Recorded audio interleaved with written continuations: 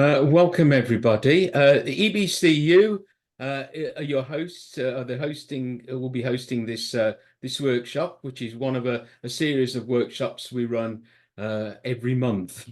A little bit about EBCU on this slide. So it was founded in 1990 by three organisations in Europe. They are still current members. That's Camera from the UK, Pint from the Netherlands, and Zetos from Belgium.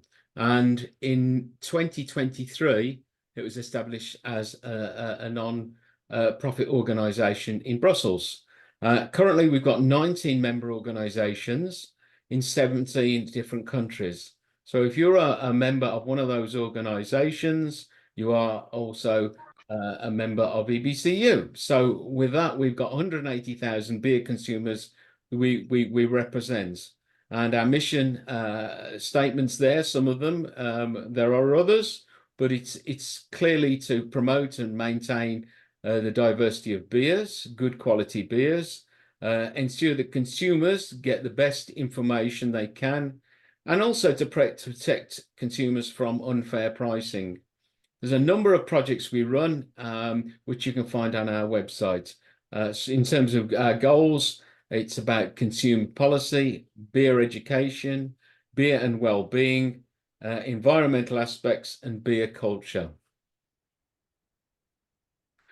Our next workshop, we take a summer recess now. Our next workshop, which I'd encourage you to put into your diaries, is on Monday, September the 9th. And that is a continent of beer. And our first country will be Ireland. So if you've ever considered traveling to Ireland and you want to know some inside beery information, then the presenter, John Duffy, who is a well-known expert, he's part of BEOR, the Irish consumer group. He will be telling you all about that. So I'd encourage you to sign up in the same way that you signed up for this one by going to ebcu.org/events, and you'll find it under A Continent of Beer, which is the title of the series of workshops.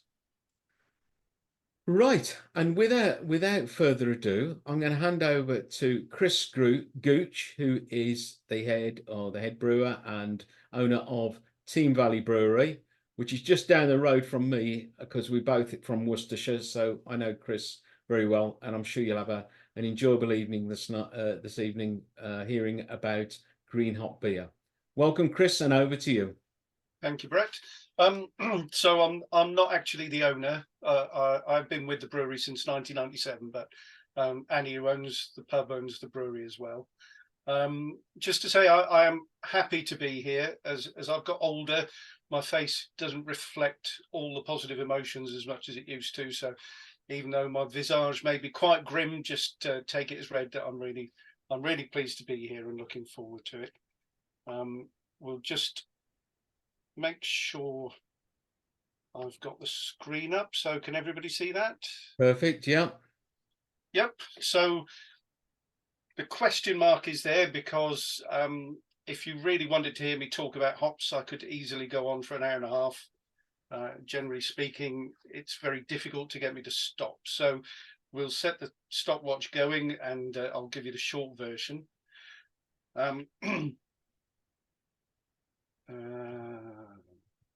Okay, so I want it to move on to the next screen, Brett. I've pressed P, but oh, the space bar. Space bar. There we go. P used to go back.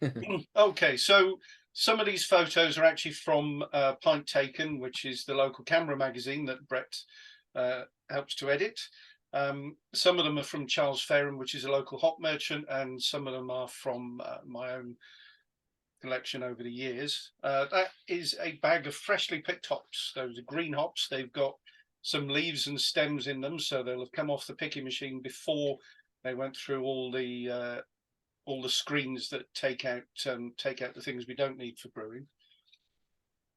And what I'll do is I'll give you a brief introduction to what green hop beers are, take you through my journey as a brewer and how we came to be using green hops, and then finish off with what you can expect from green hop beers. I know we don't want to get too technical, but I hope everybody understands that if I say about the alpha acid content of hops, that I'm talking about how bitter they're going to be when they're used in the beer. And everything else, the names of hop varieties and things might be familiar to you and might not. Was there an echo on there? No, that still sounds all right, Brett? Yes, if somebody is, if it would help if somebody has just joined us and you're not muted, if you could mute yourself so that just Chris is unmuted, that would help. Okay, Chris. So as it says on the screen, during hop harvest, if you can get to a hop grower's farm, you can hijack the hops before they're dried in the kiln. So because hops are harvested in the UK in September, maybe early October, but they have to be used throughout the year. They need to be dried and they need to be pressed into bales so that they can be stored and still be in good condition for anything up to 12 months later. If you've ever been to a hop farm, and I've worked on hop farms, while the kilning process is going on, the air around the farm is filled with this incredible dense odour. Everything you like about hops, but just allowed free into the atmosphere. And obviously, all of that aroma is lost. So very skilled people working on the kiln can keep the hops in a good condition so that brewers get a lot of aroma out of them, but some of it is lost into the environment. And when the 3 or 4 weeks of hop picking are finished and that aroma disappears, it does feel like somebody's taken away a wall. It feels like a physical presence has gone away. So the aim with brewing green hop beers is to try and capture some of that lost aroma, try and use them in such a way that we enhance, maybe not looking for necessarily different flavors, different aromas, but more of what you generally expect from that variety of beer. And that's what we want. That is a hop cone. So that's actually the fruit rather than the flower of the hop plant. Hops have 2 flowers. They have male and female flowers, usually on male or female plants. And inside that hop cone are all the oils that contain the aromatic and flavour compounds, and some seeds if you're in the UK. Continental growers have got rid of all the male hops in the environment, and so nothing pollinates their hop yards, and those hops don't have seeds. So I actually started working with hops before I was a brewer. In 1997, I went to work at Lulsley Court, which is only a stone's throw away from the brewery. The farm was growing about 300 acres of hops. I can't, in my head, do the conversion to hectares. And then it had 700 acres down to other agriculture. And I joined to work with the sheep and cattle, and then maybe do a bit of tractor work as well. And I started work there, I think, in June 1997. At that time, there were bigger hop farms in the UK. Brierley Court and Dormington were much bigger, but they were specialist hop growers. That was their only enterprise. And now we only have mixed farms left growing hops in the UK because there have been some very, very tough years, and a specialist hop grower would struggle to survive through some of those years in the 1990s. The Cliff family owned the Talbot Hotel at Nightwick, and they had plans to install their own brewery. And as I was familiarising myself with the farm, working out where everything was, I spotted the brewing equipment and mentioned that I had studied biochemistry and microbiology, and visited quite a lot of breweries. So in Liverpool, I visited Higson's Brewery, Theakston's Brewery in Carlisle when there still was one. Lots of the Firkin breweries in London, and I've done some home brewing. I thought all of that would help to run a brewery, but basically I had to ditch all of that and start again from scratch.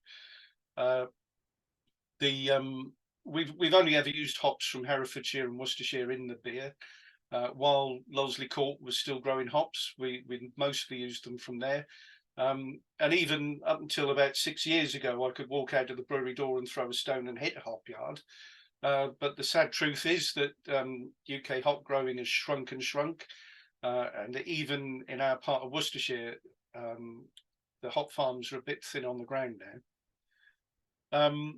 The brewery expanded in 2010. We bought the old brewery equipment from the Teme Valley Brewery in Hereford, which is a much, much bigger enterprise now.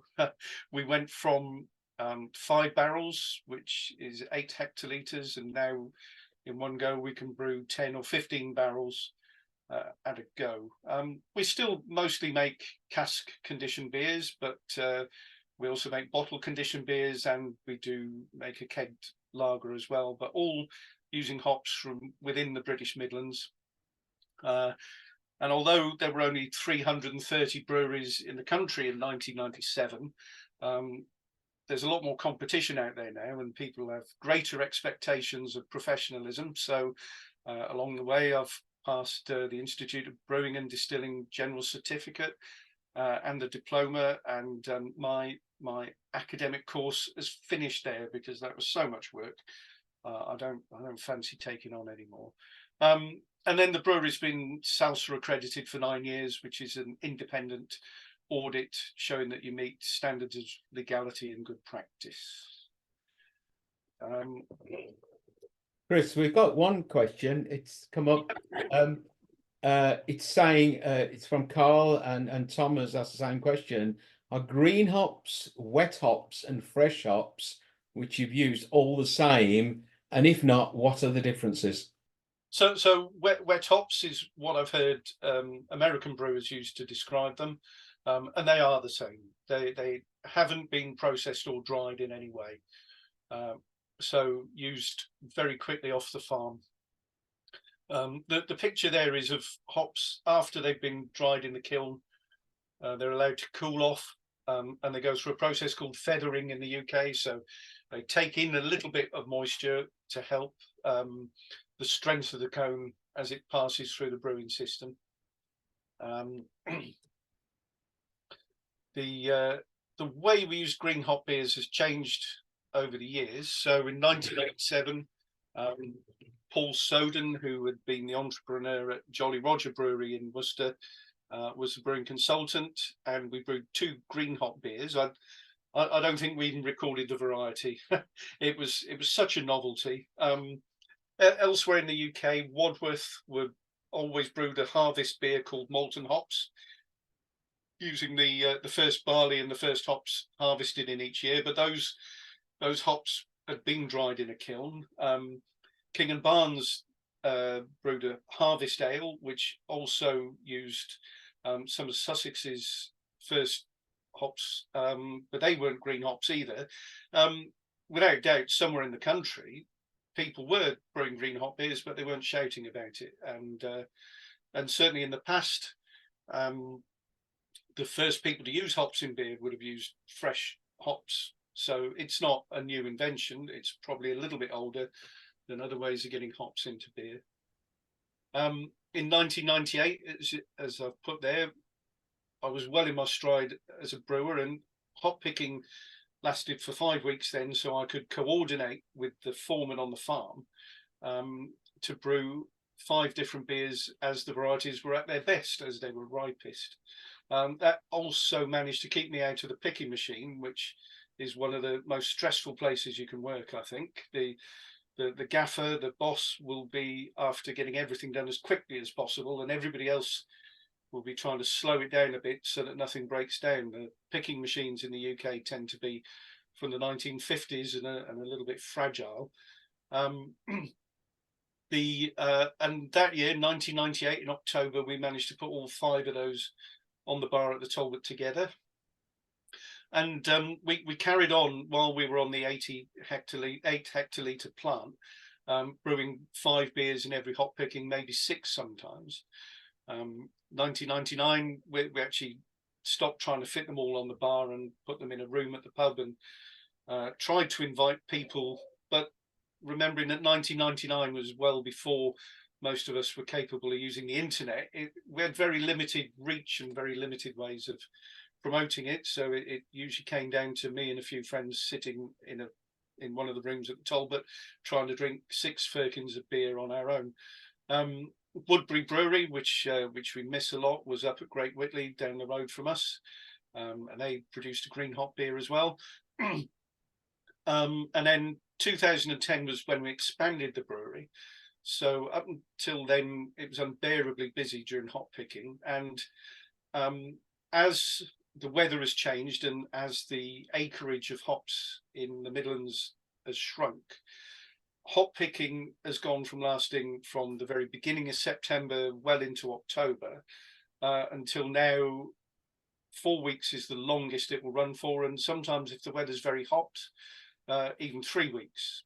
So there is less time to brew a wide diversity of green hop beers, and we don't really have the space to brew more than 1 or 2 in a year. 2 if some of it is going into bottles, and just 1 if we're just brewing it for cask. And I mentioned they're just a few of the many other brewers in the Midlands who produce green hop beers. I'm going to miss some out, and sadly some of them aren't brewing anymore, and we won't get to try those beers again. But if I look at my notes, the Teme Valley, where our brewery is, has been famous for growing hops and apples for well over a century. And as I had to roam around picking up hops from different farms, I got to know the hop growers very well, and a lot of them are still friends.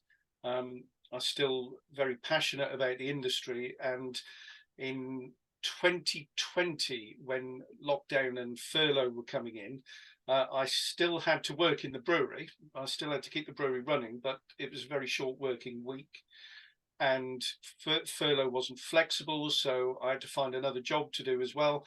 And I actually went up the road to work on a hop farm, Stocks Farm in Suckley, and I worked tying hops. And if anyone knows what that is, every year hops grow from the ground up to the top of the string, and they have to be gently twined onto the strings that carry them up to the top of the wire. So somebody has to bend down and gently wind the hop bines onto the bottom of the string. And for someone well into his 50s, working at ground level, up and down every day was a bit it was a bit of a shock to the system, but it didn't diminish my passion for the hop growers of the Midlands. In fact, it was quite nice to go right back to the beginning again and start all over again. The Green Hop Festival, which went from 6 beers in the back room of the pub to its peak, we had 35 different beers, and most of those would have been green hopped. Most of them would have come from local brewers, but at different times we swapped beers with brewers in Kent, where green hop beers are very popular. And then the local hop merchant, Charles Fairham's, they have a hop walk every year in the Midlands, and brewers who come visit can actually pick up green hops and take them back to their breweries. So we've had green hop beers from Wales, Cumbria and the Lake District. The next Green Hop Festival at the pub will be the weekend of the 11th of October, and we'll probably have about 18 beers on, but most of those will be green hopped as well. And there's a little note there about the changes, the sad changes in the industry over the last few years.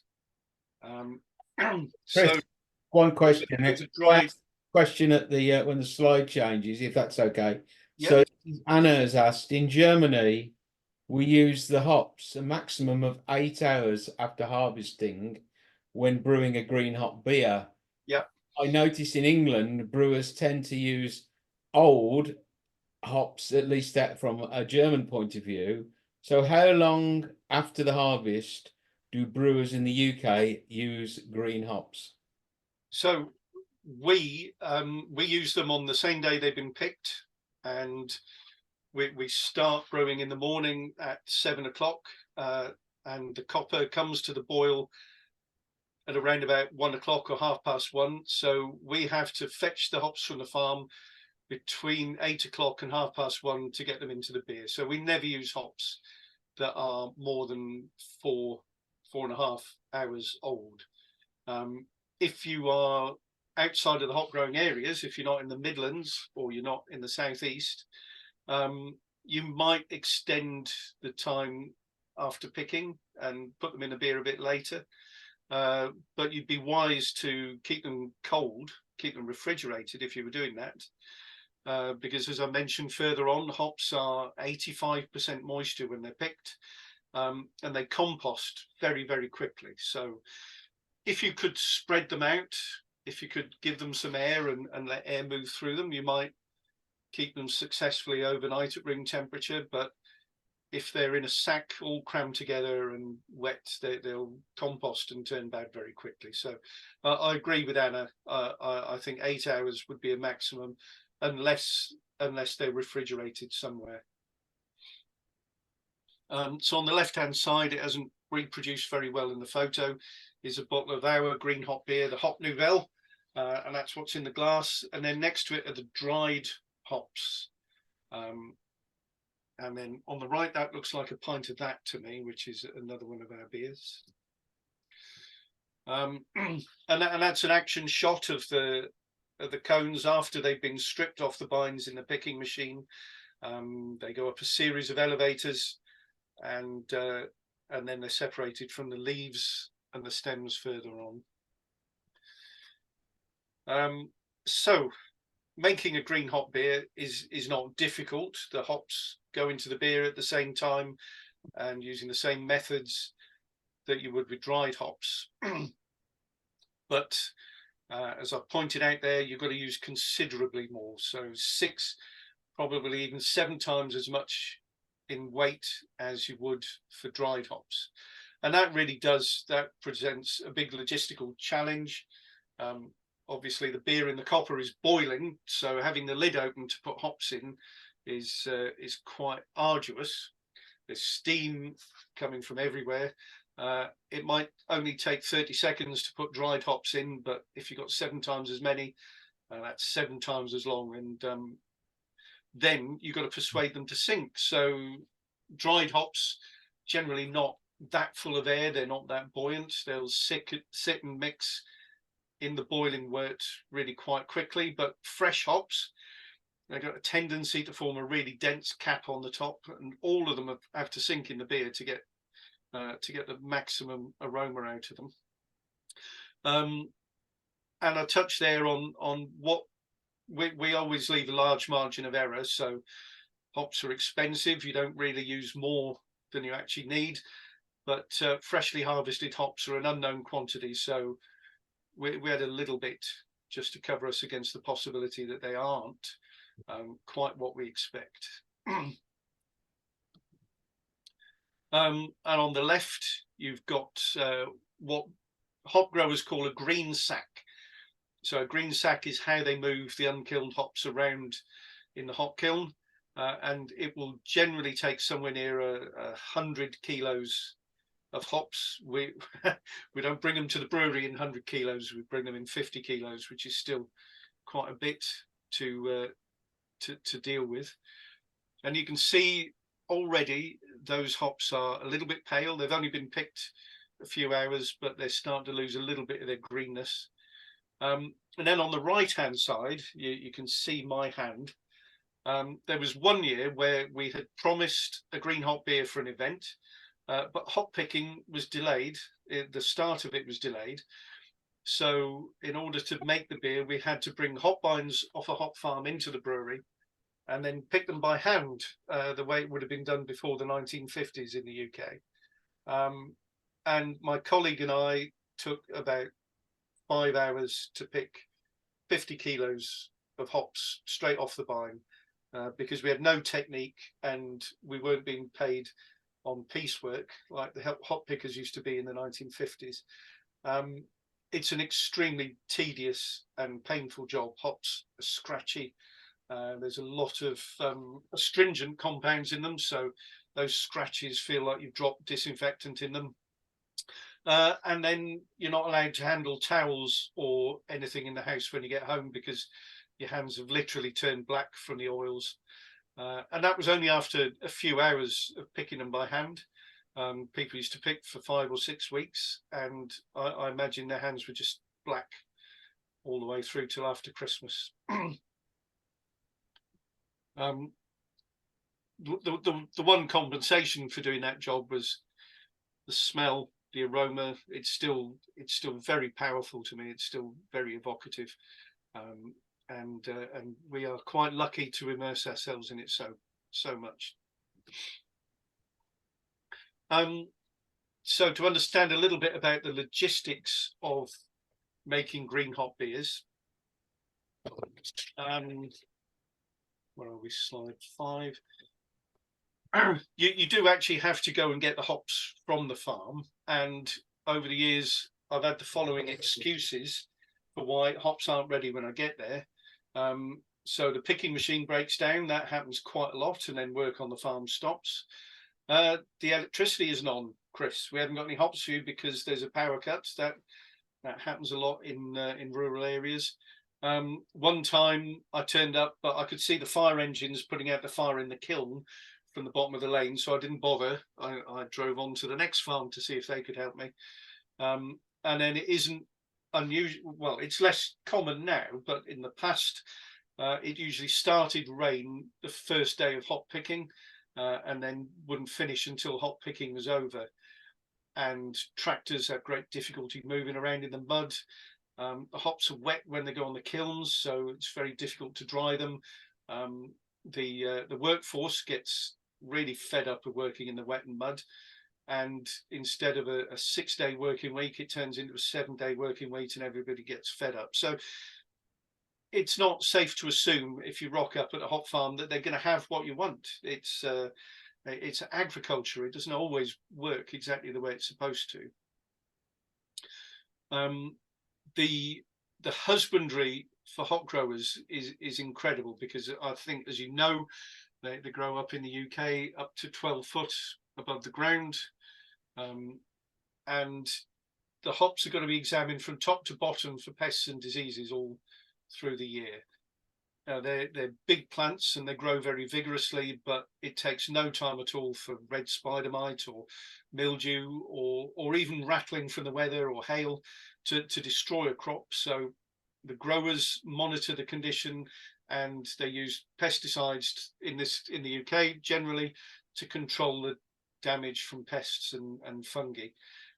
There are organic hop growers in the UK. There's one barely 4 miles away from the Talbot where the brewery is, but 1 year in 5 they don't have a crop at all, because the hops are so vulnerable to the diseases.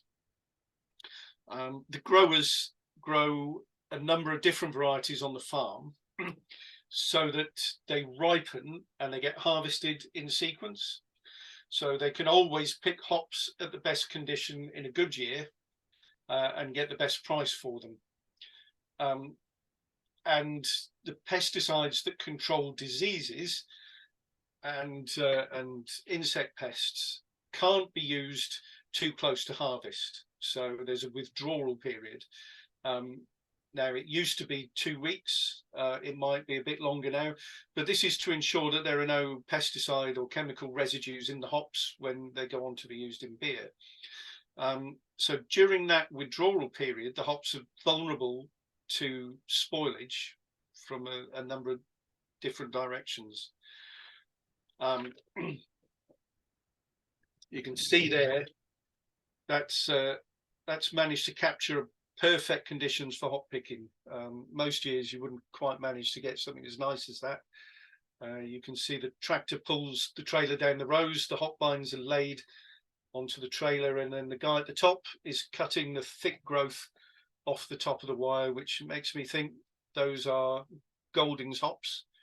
They tend to grow a bit bushy up at the top of the wire, and they're quite difficult to harvest. Now try and picture the windscreen of the tractor so covered in mud that you can't actually see out. The people working on the trailer wearing heavy duty waterproof clothing, holding sharp knives that slip around in their hands, and when the tractor reaches the end of the row, it struggles to turn on the headland, and you can see why it's quite a tedious job during a hard winter. Um, so the grower's trying to get all his hops off the bine into the kiln and into bales in perfect conditions, so he gets a premium price for the hops at the end of the day. Any hint of damage reduces the price, and then they may even be rejected, and he gets no money at all for them. So if one of those varieties out in the field is starting to look dicey, the grower will go ahead and pick that, leaving something else to the back of the queue. So the one that he picks first might not actually be perfectly ripe. It might not be the variety you're expecting when you turn up to get your green hops. And then the variety that has been delayed might then go overripe and become difficult to use in the brewery. But they've got to, the hop growers have to make the very best of the job that they can. And part of the skill is making those decisions in a timely way.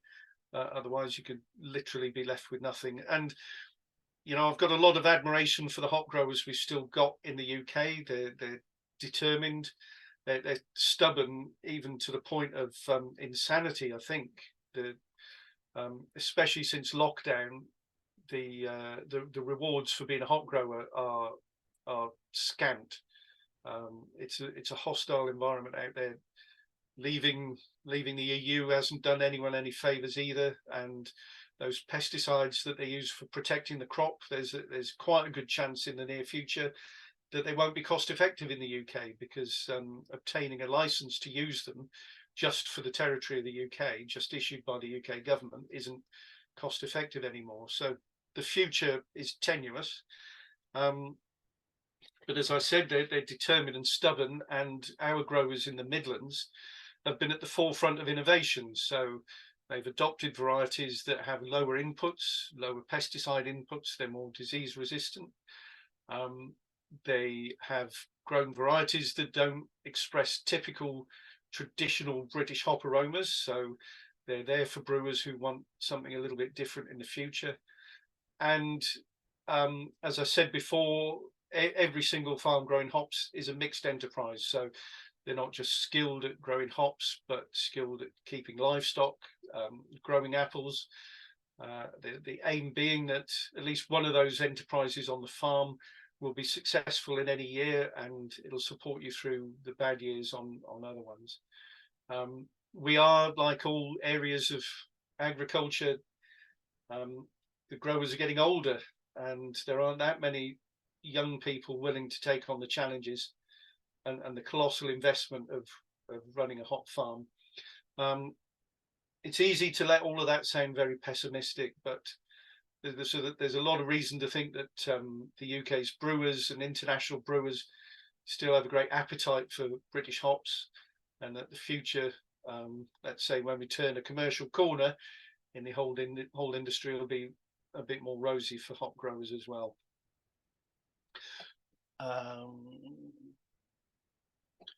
Yeah, it's quite hard to convey how fraught that period is, and that's one of the reasons why I was quite glad to say goodbye to the picking machine. When you get hit by one lot of bad news after another, even the sunniest individuals can get quite ribald and grumpy in the hop shed.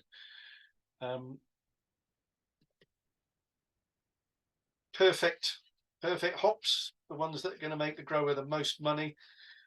They're going to be bursting with aroma. I think if any of you have ever handled hops, you only got to give them a little rub and they just come alive, and they're alive with aromas at the very least of sort of resin, pine, freshly mown grass. Each variety has a characteristic expression of flavour and aroma. The kilning, you can't underestimate how important that is. It's got to be very gentle, otherwise you cook the hops and very little is left for the brewer in them. Baling used to be into pockets in the UK, giant 70-kilogram pockets, but now they all go into square bales, which are a bit easier to handle, a little bit kinder when you sack them in the store.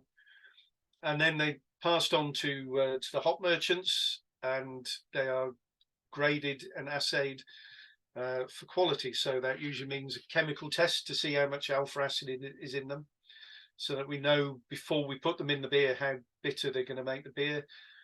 And then they'll be graded for trueness to type. And I've judged hops many times over the years, but you could put an anonymous bag of hops in front of me and I would struggle to pinpoint exactly what variety it is, whereas the merchants with years of experience can get a lot closer than me.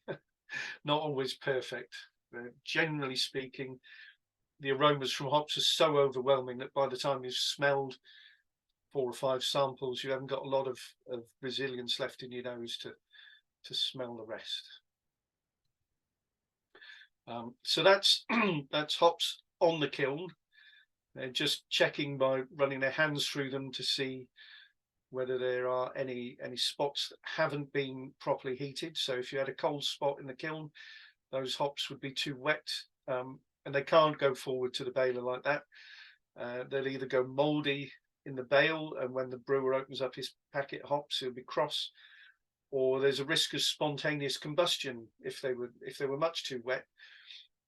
Anything harvested, so hay, cereals, if they're too wet, you start to get microbes growing in them and the heat can't escape, and then you're faced with the possibility of a fire. Added on top of that, because hops are so full of oils, they're very, very vulnerable to catching fire at this stage. It's almost a regular occurrence, and there's no way around it. The fuel source, the heat source for them is a flame and a couple of sparks and a dry night, and you've got a raging inferno, really.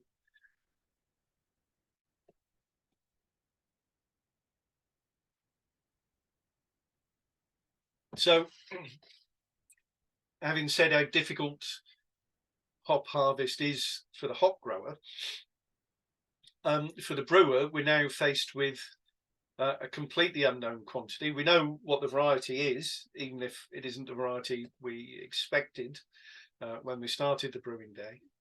The grower will, you've already bought them, he doesn't have to string you along with anything, so he'll tell you just how ripe he thinks they are, just what condition they're in. And the bottle of beer you saw me drinking at the beginning when I was on camera is the last bottle of a brew from 2020, made with Jester hops that we went and collected from Instone Court in Bishop's Froome on the very last day of hop picking. So you'd expect them to be a bit past their best, but they actually turned out fantastic. I've never brewed a better beer, a better green hop beer than that. And there's this element of serendipity involved. So if you've seen hop farms, hops grow in rows, and around here it's very hard to find a flat farm, so the rows generally go up and down the hill. Some of those hills are quite steep and the hop yards are quite big, so the hops at the top of the hop yard are in the sunshine and the hops at the bottom might be in the shade. At the top they might face a little bit more drought stress in the dry summer, and at the bottom of the hill they might be too wet in the spring, in a wet spring. When we get our 50 kilos off the picking machine, that tractor and trailer will have travelled up a row and picked a part of the row. The microclimate at that end of the row could be very, very different from elsewhere on the farm, and so those hops are grown under different conditions. We're quite familiar with wine tasters sometimes talking about the difference in terroir within a region or even within a valley, depending on the climate, and something similar can happen in a hop yard. So we get a snapshot, a tiny snapshot of the hop harvest, whereas by the time we buy our hops from the hop merchants, the cones have been thoroughly mixed as they go in the kiln, and then they're mixed again when they feather, when they cool down and pick up a little bit more moisture, and then they're put into the bales, and so they're really quite homogenized. But when they do the the assays for bitterness, they sample 1 in every 5 hop bales. Hop bales are numbered, and they sample the hop bales numbered with a 0 at the end or a 5 at the end. And even the alpha acid content can vary by 1% across the hops they haven't sampled. So they're really not that even hops. So you could be lucky when you go and you pick up your hops at just the right time. You might be less lucky and get some that haven't been favoured by the weather or the growing conditions. And then we always get very enthusiastic about them, because it doesn't matter how good they're going to be in the beer. They smell magnificent. They smell overwhelming. If you haven't had the opportunity to go and take in the smell of hop picking, you really want to give it a go before you stop drinking beer. Anyway, it fills every part of your nose and your palate. Even if you aren't drinking beer, there's a kind of tacky, sticky, bitter flavour that starts to creep across your tongue. Just when you think you couldn't possibly smell anything more intense, your nose cracks another aspect of the hops that you're sharing the environment with. And there's nothing like it. The traveling back from the growers in the van with the hops, you can't wait to see what they're going to be like in the beer. You're literally throwing them into the brewery, packing them into smaller bags, and then getting ready to throw them in the beer. The whole thing is a process of delayed gratification. We will usually it'll usually be 2 weeks between brewing our cask beer and drinking it for the first time, and if it's going into bottles, it's more like 5 or 6 weeks. And there's no disguising your disappointment if it doesn't live up to the promise of those green hops.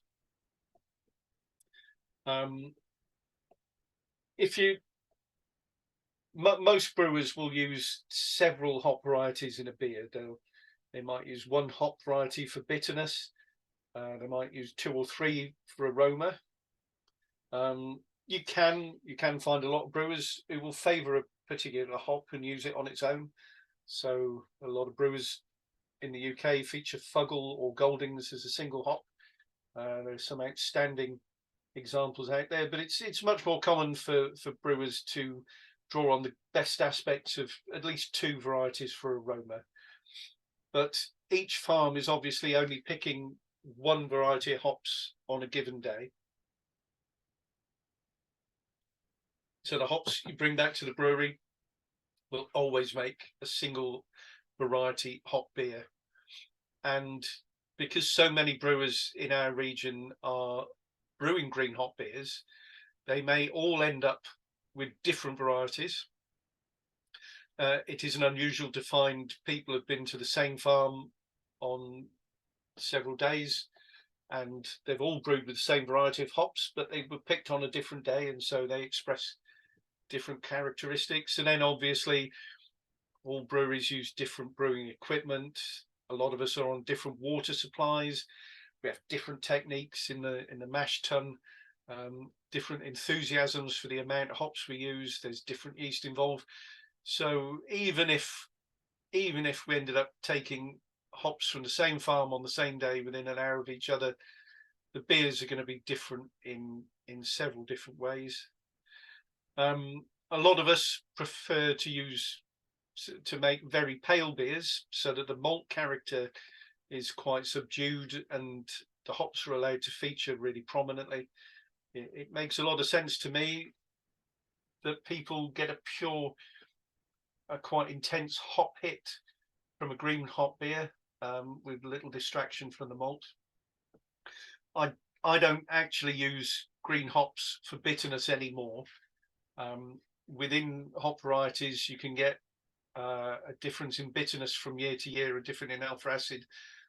Some years there'll be 50% of other years, so the bitterness is very unpredictable, and you could be unlucky and use a batch of green hops with a lower level of bitterness and end up with a beer that's really quite bland, or exposed to some of the worty flavours that bitterness covers up.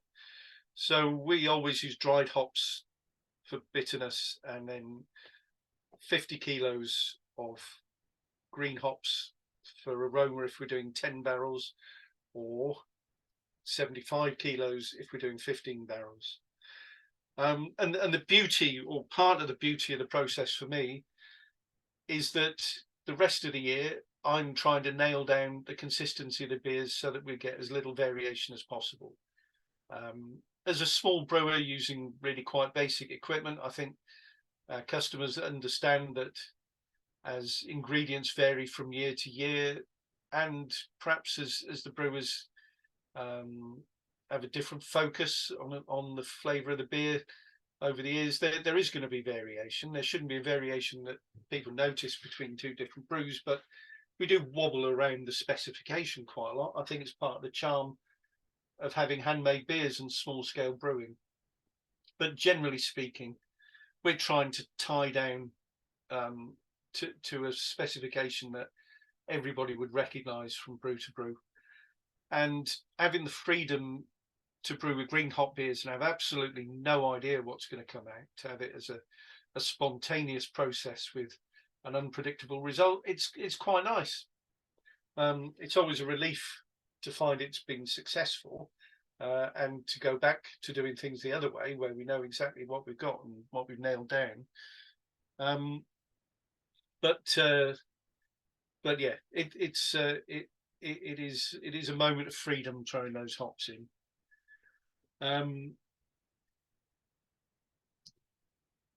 There's another action shot. Again, if you've seen a picking machine, I apologise, but when those bines come in off the trailer, they're hooked onto a conveyor belt. You can just see one right in the middle of the bottom of the screen being gathered up and then lifted up into the machine. That's one of the toughest jobs during hop picking, because if you get it wrong, you'll dislodge the conveyor belt, and then the very least you can expect is black looks and probably much worse, some harsh words from the boss. So what could go wrong? As I said, we start work at 7 o'clock in the morning, and once we start work, we're making beer no matter what happens. And the grist we're using, the malt grist, will be specifically designed for a green hop beer, so we can't modify the process if the hops aren't there. As I said, I have turned up at premises before now to find they're struggling to get some, and then you call the next grower on the list and drive along and hope they're having a better day. It's always worked out, but then it shows how lucky we are to be in the heart of the hop growing part of Worcestershire. I won't repeat myself too much, but I used to be able to drive from our brewery up to Tenbury and pass through acre after acre of hops just next to the road and next to the river. Most of those are gone now. And then, as I say at the bottom, you might not hear me admit it very often because I have to sell all my green hop beers, but sometimes it isn't quite as good as we hope. And 12 months is a long time to wait to come up with the next one that does hit the spot. It is incredible, and sometimes you wonder if there's an element of wishful thinking involved. Just as one of our beers using Goldings, one of our regular beers, went forward to a competition, and two different judging panels who had no communication with each other both mentioned that they were aromas of bergamot, the orange scent that's in Earl Grey tea, and that could only have come from the hops. There's a little bit of wild card willfulness about the way hops express themselves sometimes, but green hop beers can be even more uncharacteristic, if you like. So Bramling Cross is a variety grown up at the road, and one of our bottle beers smelled so much of peach, it was really a shock. Black pepper is not something you come across in beers very much, but a lot of people agreed with me that one year the Fuggles were there.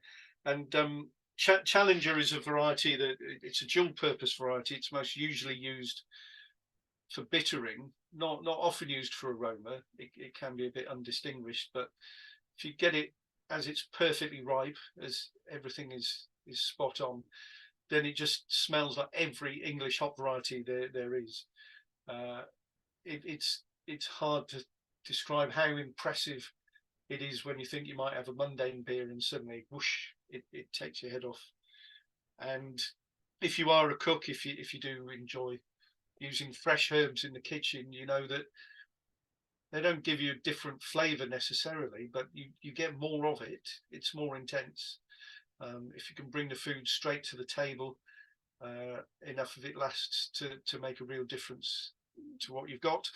And then I think over the years, what I really enjoy about brewing green hop beers is hearing the interest it drives up in beer drinkers, and you know, not just beer enthusiasts, not just the people who would be part of Camera and Pint and CTOS, but you know, the general public who know that they enjoy beer without considering any further what's in it. And it's an opportunity to talk to them about everything to do with hops, from the history, their engagement with brewing, how they've shaped the landscape around us, and then right down to the effect they can expect, the flavour they can expect if a beer is labelled as containing a variety of hops.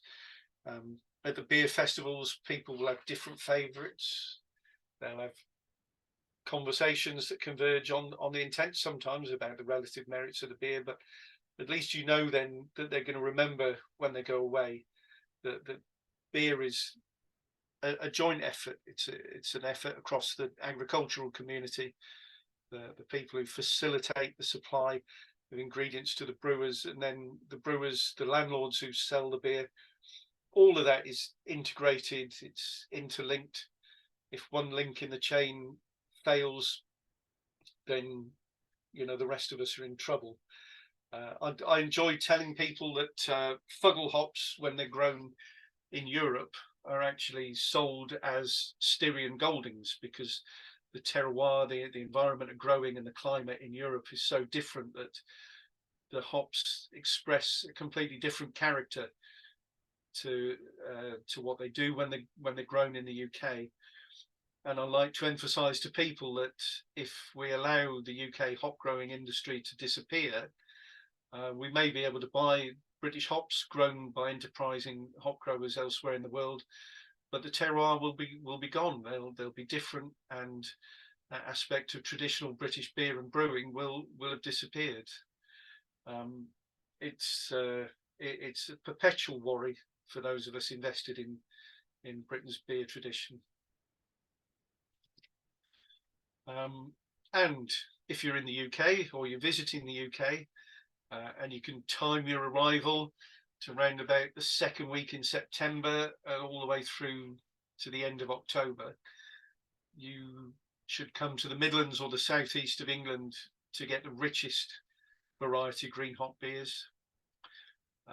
As I said earlier, some brewers come to the hop walk and pick them up and take them away and use them, but really it's those of us within an hour's drive at most of a hop farm who have the best opportunities to make the most of them. Green Hop Fortnight is a fantastic event. Eddie Gadd, who runs Gadd's Brewery in Ramsgate, is as passionate about British hops as I am. If you ever get the chance to try his Kent Triple, I forget what the name of it is, but it's a Kentish triple made just with Goldings hops. I think it's one of the best beers in the world. Everybody should try it. And he's the driving force behind the Green Hop Fortnight. They have a beer festival. Pubs are bursting at the seams with green hop beers. And then up here, I really, if I tried to make a comprehensive list, I would miss people out. On that list at the top there, Spilsbury and Jones is a brewery on a hop farm, not very far from us, also right next to the River Team. They produce green hop beer. Ledbury Real Ales, they deserve a mention because Ant and Kate are just as passionate about the hop growers of the region as I am. When you get one of their green hop beers, it comes with an A4 sheet detailing the day it was picked, the farm it came from, the name of the grower, the history of the family's engagement with hop growing. Really such comprehensive detail and evidence of a labour of love. And they I think they managed 7 or 8 green hop beers last year. Later in the year, as far as I know, Hobson's and ourselves at Teme Valley are the only ones in the Midlands doing a bottled green hop beer. Gad's green hop beer is there in bottles and cans, I think, most of the year. And then the hop shed just up the road from us, they're also on a farm, hop growers, and so close to the picking machine that if they really wanted to, I suspect they could carry them in by hand, although 50 kilo sacks would be on most of us. And then what do they say about the brewing industry as well? We know in the UK, we know that winter beers are traditionally stronger and darker than beers brewed at other times. There's great traditions of seasonality in the German and other brewing industries. These tend to be a tradition that probably had its origins in the practicalities of brewing, but the seasonality has become a bit detached from it. So it's a traditional time of year to make those beers, but you can and people often do make them at other times of year as well. Whereas brewing a green hop beer is a bit more like being a chef who takes care to source food locally and only to use food at the time of year when it's harvested locally. So in our region at the moment, growers are picking asparagus, and we eat asparagus in our house until the local crop is finished, and then we don't eat it for another sort of 10 months because there's not a lot of joy to be had in eating Peruvian asparagus in the UK when during December. I'm not sure there's much tie to our agricultural roots doing that. So it is the one style of brewing, the one time when you can only use those ingredients during hop picking, and the rest of the year we have to do without. When it's drunk, it's drunk. I don't know what your memories are like for beer. I struggle over the course of 12 months to remember in any detail what last year's green hop beers are. So I always have in mind a quite high benchmark every time I do it. So yeah, I don't know how we've done for time now, Brett. Are we somewhere near the 45 minutes? You're still muted though.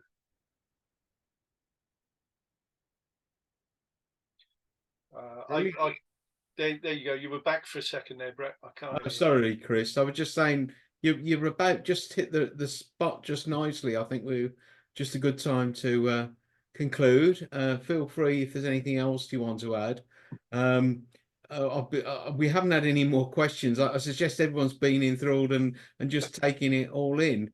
But that's a nice way to put it. I mean, the note there about the future of hop growing in the UK. Those two bodies there, Charles Fairham Hop Merchants in Malvern and Y Hops, which were at Y College, and over the years have hosted the National Hop Collection. They're really investing very heavily in terms of money in keeping the hop industry alive. So Charles Fairham actually owns some of the hop farms now. A terrific investment in exporting and spreading the word about British hops. So we've got a lot to be grateful for as new varieties emerge from Charles Fairham and Y Hop. They'll keep us going for the future, I'm sure. And you know, I'm curious if anybody has any comments about the difference between UK hop growing and elsewhere. I know we had a question about the difference in Germany. I think hop growing in Germany starts a little earlier, doesn't it, in Slovenia? And I might be wrong. So Richard has said he's happy to hear more about hops. So carry on. But a question has come from Jeff. Can you tell us a little bit more about the festival at the brewery and how that works and when it is? So this is the Green Hop Beer Festival at the Talbot. So maybe just for people who aren't aware, um, the Talbot Hotel is the outlet for Teme Valley Beers. And you hold the festival in the garden there, don't you? So do you want to just plug the date for that? And do people need to buy tickets and maybe just give a little brief introduction about that? Yeah. So this year it'll start on Friday the 11th of October, and it runs Friday, Saturday, Sunday. It's an extension of the pub, so there's no tickets. It's not outside anymore. Since COVID, a lot of things have changed in our area, and buses don't run anymore, so it's a much smaller event. But it's as simple as putting on 18 beers in one of the rooms in the Talbot, so that everybody has a chance to try a different beer every day for the whole of the festival. We have a farmers market on the Sunday as well, and we have some music, but generally it's an extension of the pub atmosphere. So not really like the paid entry and the big marquees anymore. You will generally find me on the bar for half of it, and you'd have the same problem getting me to stop talking about hops if you wanted to engage me in conversation. I just can't help it. When I do brewery tours, there's always something on your mind that you can't stop talking about, and Green Hop Festival is the peak time for it. Do you want to exit your slides, the full the share screen option there, Chris, and then we can just go to that's much better. Right. Let me just have a think there. Oh yeah, one thing I was going to say, unfortunately that date, all the delegates from the country will be meeting. We have a couple of meetings a year, and all the EBCU delegates, some of them will be on this call tonight, are going to be frustrated because they know that we're actually meeting in Norwich on the date of the Green Hop Festival. So unfortunately, that's bad timing on our point, but there we are.